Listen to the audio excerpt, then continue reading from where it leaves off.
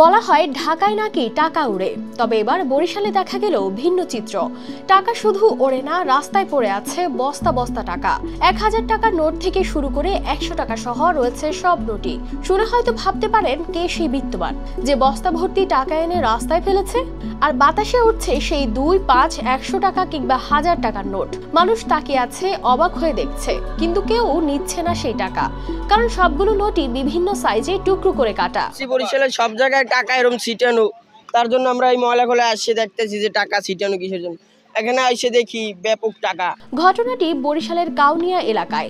রাস্তার পাশে খোলা আকাশের নিচে ছড়িয়ে আছে শত শত ছেঁড়া টাকা। কেউ ভিডিও করছে, কেউ নিঃশব্দে দাঁড়িয়ে আছে। কেউ তো এত টাকা দেখে চোখ কচলাচ্ছে।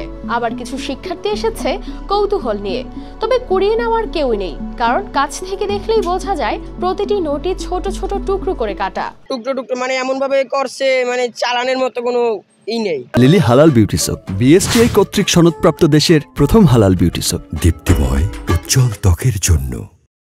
প্রায় দেখি ট্রাকে আনিয়ে ফালায়, এরকম নাকি বাংলাদেশ ব্যাংক দিয়ে ওই যে সেরা ফাটা নোটগুলো আছে না, ওই নোটগুলো নাকি ট্রাক ভরে বস্তা ভরে পাঠাই দেয়। তবে রহস্যটা পুরো খুলে গেল পরিচ্ছন্নতা কর্মীদের কথায়। জানা যায় বাংলাদেশ ব্যাংক পুরনো অচল নোট কেটে ফেলে, আর সেই ছেঁড়া টাকাগুলো ট্রাক ভর্তি করে পাঠানো হয় সিটি কর্পোরেশনের ভাগাড়ে।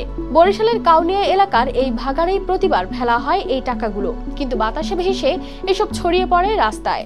এবছর তিনি বলতে পারে টাকা কাটিয়ে ফালাই দেয় বলতে ওই পুরান টাকাগুলো যেগুলো অচল অবস্থান, ঠিক আছে, প্রতি মাসেই এই এক গাড়ি দেয়, ফালাইয়ে দেয়। যারা মনে করেন হালাই দেয়, কাটটা বাইরে হালাই দেয়, টাকাগুলো নাম্বার রাখিয়ে দেয়। প্রতি সপ্তাহে টাকা হালায়, প্রতি সপ্তাহে, ঠিক আছে। বাংলাদেশ ব্যাংকের সামনে দিয়ে আনে টাকা আনে এই মেলাগুলো ফালাইয়ে দেয়। রাস্তায় তো মনে করেন আমরা ঝাড়ি মরু দেয় তার রাস্তা পড়তে যায় না, পড়তে যায় আপনারা তো ওই গাড়িতে আবার ওই বাতাসে উড়িয়ে পড়ে।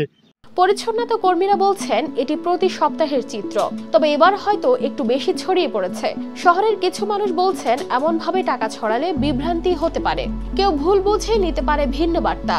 তাই তারা চাইছেন এই ছেঁড়া টাকাগুলো যেন নির্দিষ্ট জায়গায় ফেলা হয়, ঢেকে রাখা হয়, যেন এমন দৃশ্য সবার নজরে না আসে। সাবেক মেয়র সাদেক আব্দুল্লাহর আমল থেকেই এখানে টাকাগুলো পড়তে আছে। বাংলাদেশ ব্যাংকের যত বাতিল টাকাগুলো আছে এগুলো এখানে পড়ে, আমরা বরাবর দেখতে আছি। প্রতি শুক্রবারই আসে, প্রায় শুক্রবারই মালগুলো এর আগে পড়তো মলার ভিতরে। তা বর্তমানে মলার ভিতরে জায়গা নাই, গাড়ি নষ্ট, এই কারণে রাস্তার সাইডে ফেলাইছে, মলার ভিতরে ফেলাইছিল। এগুলো হয়তো বাতাসে বা গাড়ির চাকা এগুলোতে ছড়ানো হয়েছে, এগুলো আমরা কেউ স্থগিতভাবে ছড়াইনি। তবে এই দৃশ্য যেন দেখায় সময়ের স্রোতে 1000 টাকা টোটো হয়ে যায় বাতাসে ভেসে বেড়ানো এক টুকরো কাগজ মাত্র। News desk, RTV।